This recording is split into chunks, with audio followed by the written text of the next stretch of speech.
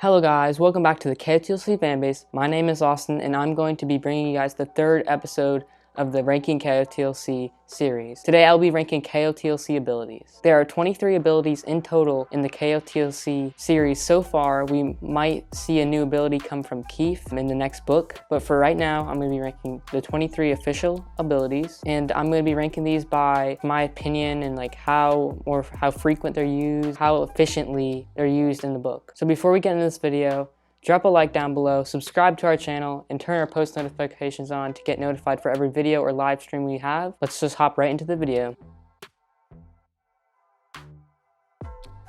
So, the way I'm going to be ranking these is I'm going to first tell you guys a quick description of each ability, because some of them are really uncommon and some of them I actually didn't know they're actually in the series. So I'm going to just get you guys a quick description, and then I'm going to tell you my opinion about it and why I ranked it that. So let's get into number 23.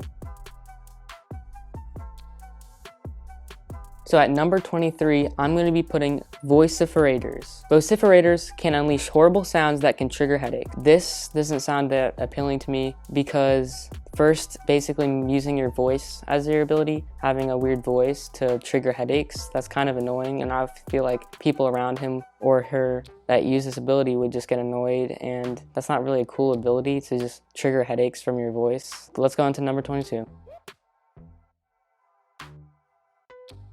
So at number 22, I'm going to be putting Big Eilers. Big Eilers are basically, they have an irresistibly soothing voice and can usually use their talent to persuade people to do what they want to do and to calm animals. Oh yeah, and I'm getting these descriptions at the Lost Cities Keeper fandom wiki page, so if you guys want to check this out, you can. So we do see this in the series when Counselor Lena, actually this is a story that Counselor Lena did this to Alden to try and make her get married to Alden instead of Della, and that was actually an interesting story in the series. But still, in my opinion, I would rather not have this because I don't really need to like persuade people to do what they want, and if they don't want to do it, then they don't have to do it. This is kind of like forcing people to do something and kind of like hypnotizing them. Like I don't really want to do that. And also like voice, like I don't really want to change my voice. Your ability being a voice, that doesn't really make any sense to me. So let's get on to number 21.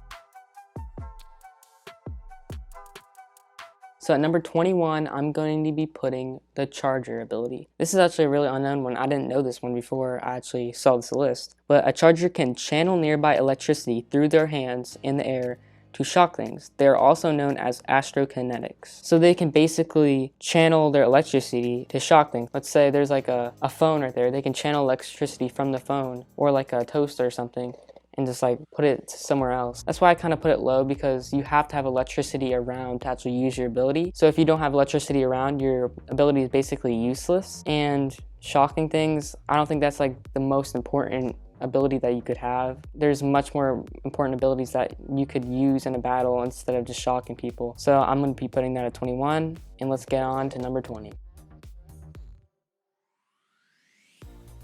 So at my number 20, I'm going to be putting Criers. So the Criers can sense how much potential someone has for light and dark. They can also sense someone's potential for power. So we see this in the book when Sophie first arrives in the elven world and make her go to this person. I don't remember their name. I think it was, oh yeah, it's Alden's cognate, or used to be cognate. He senses the power of Sophie, and then they realize that Sophie's going to be powerful because this Crier can sense the future for this person's power. And I don't know if that's really what I would want to do, just sense other people's power. I would want to have my own power instead of just sensing other people. But it is good that you can sense that they have light or dark. That's kind of cool to see if they're your enemy or your friends. Let's get into number 19. So at number 19, I'm going to be putting Polyglots. Polyglots can speak and understand any language and are talented at mimicking. So we know that Sophie, this is one of Sophie's many abilities, a polyglot, because she went to France and she just started speaking natural French, and that was kind of cool. And when she arrived in the Elven world, she just knew basically how to do that type of things. I mean, sometimes I would wish I'm a polyglot when I'm doing my Spanish homework. I'm like, bro, I have no idea what this means, but it's not really that much important. If we're referencing the book, the Black Swan doesn't need this ability as much because they're not going to other places and they're not going to lost cities in different countries and stuff like that. They're mostly sitting in the Elven world battling the Never Seen. And how is this going to help in the battling the Never Seen? It's a cool ability, but it's not as effective as the others. So let's get into number 18. But number 18, I'm going to be putting Impassibility. And we all know that Keith is an empath, and so we know some important people have empaths. So the description says, the empath can read people's emotions with or without contact. Sometimes they can do it with contact. So like, I also thought this was not a good ability because it's not effective on battling the never seen. But like, it's good that you can sense people's lying, because the empaths can see their feelings and emotions, and they can sense people lying, and that could be very essential for different situations. But I don't think, honestly, I don't really care if people are lying. It wouldn't matter much to me. Let's get right into number 17. So at number 17, I put Fluctuator. I don't really understand this ability as much, but this description says it can modify the density of something. So if you see like a book out of nowhere, you can change the weight and density of it, making it bigger, smaller, making things lighter. I don't know why you would really want to make something bigger or smaller. I think you could use this ability in some situations, but in most situations you wouldn't need this ability. And I don't really understand it as much as the other abilities, because it's really, on this website, it actually says no one we know actually has it. I have to put it number 17. So at number 16, I put Enhancer, which Sophie Foster has that as one of her several abilities. Enhancers can boost other elves' abilities with their fingertips. Just by reading the descriptions, it says can boost other elves' abilities. It can't boost your abilities. So it's essential at times, but like it's really not individual. You can't even use it like by yourself. You have to have someone to use it on. You might not be able to use it at most times because you're not with anyone all the time. So that's number 16. Let's get into number 15. So at number 15, I'm going to put Teleporter. Teleporters are able to transport themselves and others to places they have a clear mental image of. This is Sophie Foster's ability, and also the Alicorns can do this, and that's kind of cool. I think I put this at number 15 because it's the fact that it's a cool ability that you can transform yourself wherever you want to go, but there's a catch to it. You have to have a clear mental image of it. You know how Sophie jumps off a cliff to teleport? If she doesn't have a clear mental image of it, things can go wrong because she doesn't have a mental clear image. She can't teleport. She's falling off a cliff. It's kind of dangerous. I also wouldn't really want to jump off a cliff to just teleport somewhere. So I'll put that at number 15. So at number 14, I'm going to be putting Technopaths. Technopaths are talented at creating and tinkering with gadgets. So we got Dex, Disney, Tinker. I think it's a cool ability because, you can create cool things, some things to help fight off the never seen. And I think building is a cool thing to do just in general, just using your creativity to make new things and new ideas. And I think Dex is really happy with his ability. Even though it's not a physical ability, a battle ability, it's still a great ability that is very useful to the Black Swan. That's number 14. Let's get on to number 13. So at number 13, I'm going to be putting Shades. The Shade ability can control shadows and read shadow vapor. When we all know that's Tam, Song, Umber, and Lady Zilla that all have this ability. And you could see that although it can help, but it's very, very dangerous. I mean, it's the reason why Flashback was Fitz and Sophie sitting in the hospital beds because of the shadow flux in them. That was why we had to read about Sophie and Fitz in the hospital beds for half of the book. So I mean, I'm not too keen on that part, but I think it is a cool ability to have. You can, control shadows. That's kind of cool. But I mean, I'm still kind of mad about the Flashback book. So it's number 13. Let's go to number 12. So at number 12, I'm going to be putting Telepath. Telepaths can read minds and perform other mental skills more astutely because they have more mental power. And this is a very common power. We have Sophie, Fitz, Granite, Mr. Forkle, Alden, and Quinlan, Prentice. So many people have this ability, and this is actually Sophie's main ability. And you can see some of the amazing things she's done with the Telepath. Mind healings and, just using her mind to help others and get other information from the never seen that, you wouldn't normally be able to do because Sophie Foster is such a powerful telepath. But for me, I wouldn't really want to be a telepath because normal human life, she remembers that she has to put on earbuds and listen to loud music because just the thoughts of thoughts are just coming in, she can hear every single one of them, and she just wants to drown it out. So that's number 12. Alright, so number 11 is Cineopaths. The Cineopath ability is so simple. Cineopaths can create force fields. And we know Roy has that, and actually in the last book, we learned that Maraka has that, and that caused a little like scene in Legacy because Wiley really doesn't want Maraka joining the Black Swan because she has such an important ability. The Black Swan really do need Maraka. And you know, in a battle, you can just see, you know, you can create force fields, and you can also actually create force fields to trap people in, which Roy has done to Sophie and her allies and the Black Swan so many times. But that's a great ability to just like a defensive ability, and you can be protecting yourself and others. So now we're in the top 10 of the KotLC abilities, and for number 10, I'm going to be putting Inflictor. Inflictors can inflict emotions, always negative with the exception of Sophie Foster. What do you know?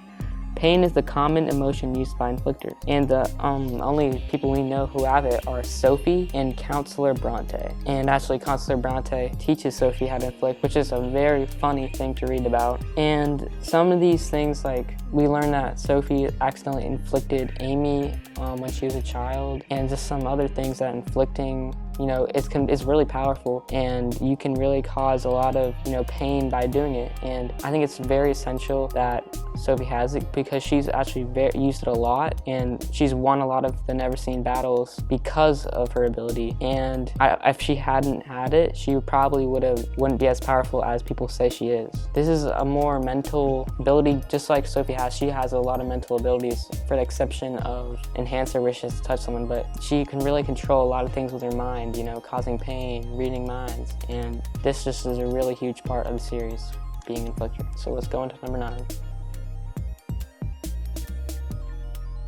So at number 9, I put Froster, and a Froster can create and manipulate ice and snow. And the only person we know is actually Dex's mom, Julene Disney, or Squall. And I think this is actually kind of cool, but like, you can create and manipulate ice and snow. So you can create it. You don't have to be around the source. You can actually create it and manipulate it. And this will be a great thing to have in a snowball fight. But we haven't actually seen this in action in the book series yet, but we might be able to see it. But I think this is a cool ability just in general. Like, it's not in the KotLC series, and I think I would like to have this other than, you know, some of these other abilities. So let's get on to number 8. At number 8, I put Phaser. Phasers can break their bodies down to pass through solid objects. And the only person we know right now is Blur or Lady Alexine, which could be Jensen's brother. I don't know if it's official yet, but you know, this is kind of cool. Like, they can break their bodies down to pass through solid objects. I think we know a little bit about the Phaser. We haven't really seen it yet in the book series, just as well as the Froster. You're a ghost. You can just pass through solid objects. So that's number 8. Let's get number 7. Next we have Flashers, can create light with different effects. And some Flashers we know are Elwyn, Wiley, Glimmer, a couple of Ackers in there. So they can create, you know, illusions, and I know Elwyn actually does a great job by using his to heal people. And you know, we've seen Elwyn a lot because Sophie's always in the infirmary or whatever they call it, the hospital. But yeah, we see that being a Flasher can be a great thing for the Black Swan because they're getting injured and they need Elwyn, a Flasher. And you know, Wiley's actually been in a couple of battles as a Flasher too, so it's not just, you know, healing. You can actually use it to fight somebody, and that's the good use of that. It's very effective. Let's get into number 6. So at number 6, I'm putting Mesmer. And the Mesmer simply can force others to do things with their mind. Grady Ruin is the person we know that can do that. And we've seen Grady Ruin actually be very powerful because of his ability. In Nightfall, you know, he was battling those big lion things. I don't remember what they're called, but he could control that huge thing, that huge destructible living thing. He forced it to stop just by using his mind, and he can do very powerful things just with his mind and controlling other people. And I think, you know, that would be awesome to have, just controlling people with your mind. Not so much in a dangerous way, but just for like simple, you know, couple things. And yeah, it's a pretty cool ability. Let's get number 5.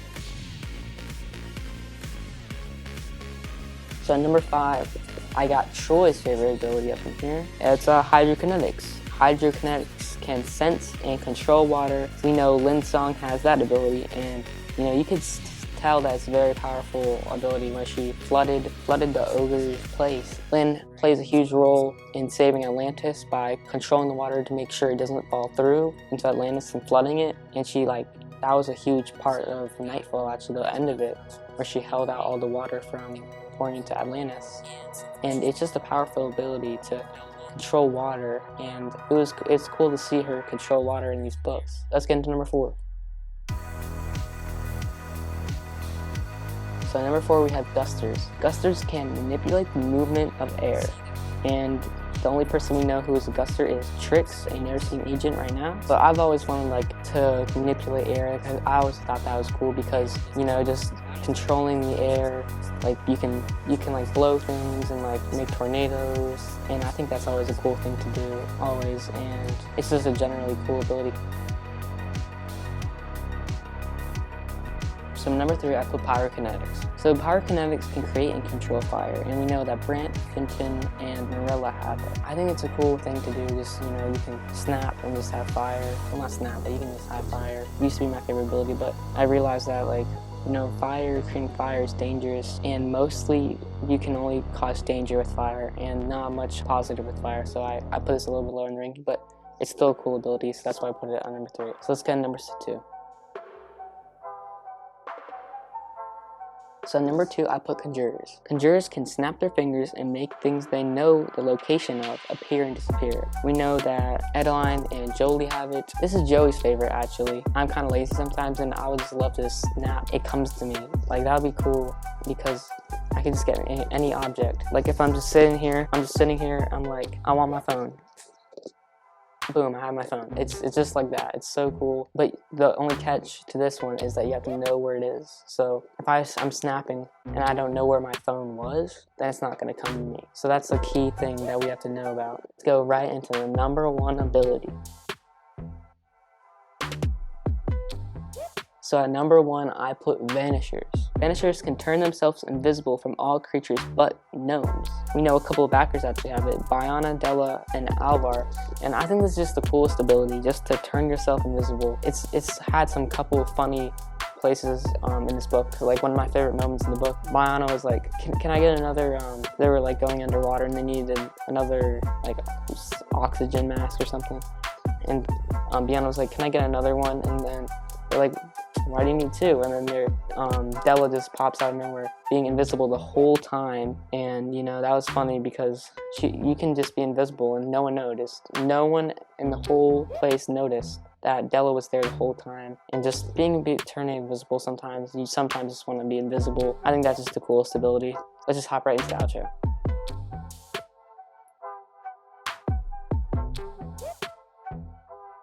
Alright guys, thank you for watching the 3rd episode in this series that I'm making. I'm actually really loving to rank all these KotLC things. If you guys have any suggestions for what I should rank, leave them in the comments, because I have a couple of things I know I could rank, but I'm kind of running out of some ideas, so please suggest some down below in the comments. So just wrapping up the video here, so make sure you drop a like down below, comment down your top 5 favorite abilities, subscribe to our channel, turn the post notifications on to get notified for every single video that we upload or live stream that we have. This is awesome from the KotLC fan base. Have a great day.